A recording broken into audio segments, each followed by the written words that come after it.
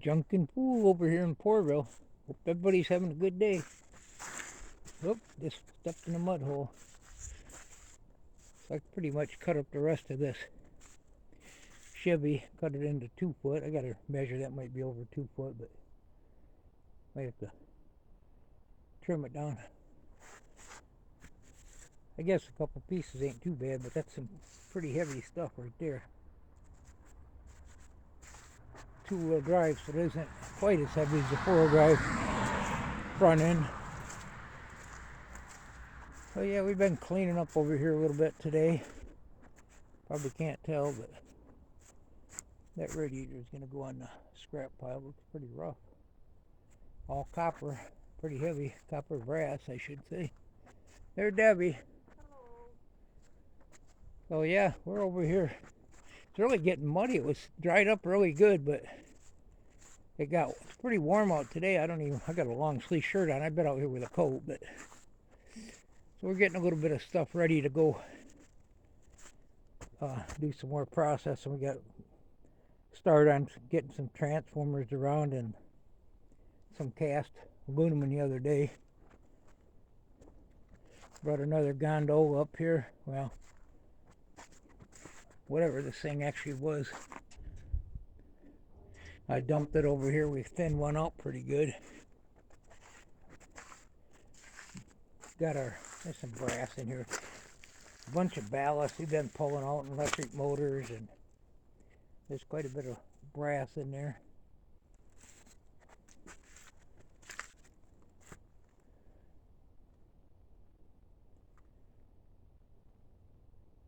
Just picking away. Some sealed units, a couple of them in there so far. Trying to keep this trail open so I can get in and out of here, but this is a pretty good spot to process it or get it situated for processing. So this can go as an electric motor. Have to cut it apart, get the copper out of it. That's kind of the plan. I wonder if that went to the... Where'd that key go to, Debbie? Oh, it's down there unless it went to that truck. A little bit more of that truck frame. There's our little bit of everything. Mostly breakage, but I might shear some of it up and process it, depends. Yeah, we got some big old ballast in there. There's one right there, half of it sticking out.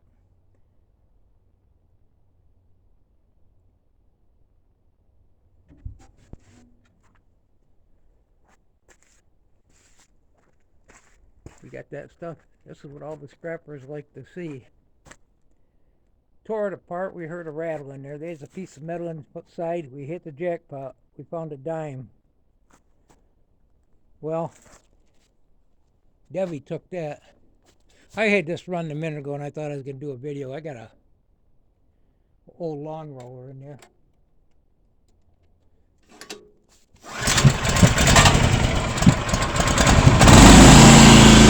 Watch your ears. Debbie, you can stand back a little bit.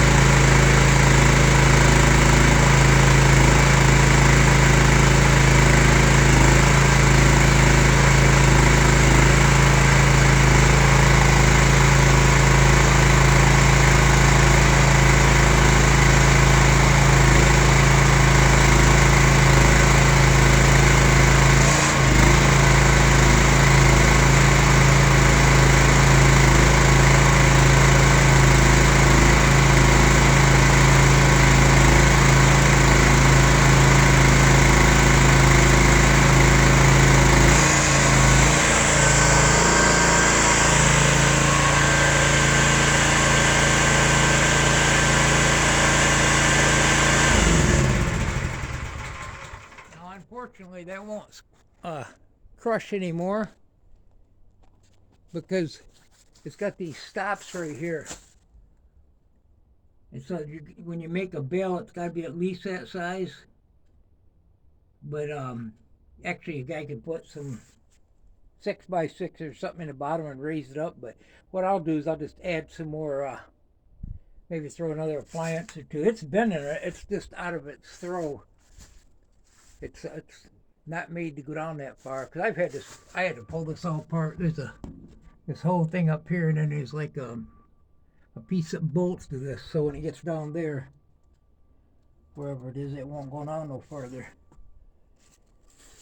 So here's my press right here, and this is the piece of wire I'm kind of working on. The yard's got a bunch of it. They may take it in before I get to it, but if I get it, I'm kind of working on it, but I'm still looking around. I come up with this here to stop it from moving. It's going to have to be fabricated on there. It'll set like this in the center. I got to move all this junk off there. So when I'm working, I'm also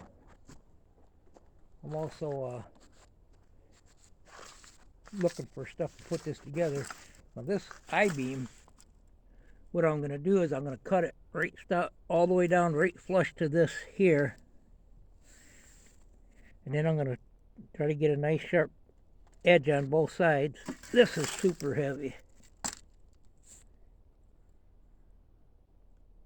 So I'm going to torch that all the way down. I was going to use a grinding wheel. It'd be a little better if I use a grinding wheel. It'd probably take a few of them. That's some pretty heavy stuff. But then I'm going to take this end right here, the thick end,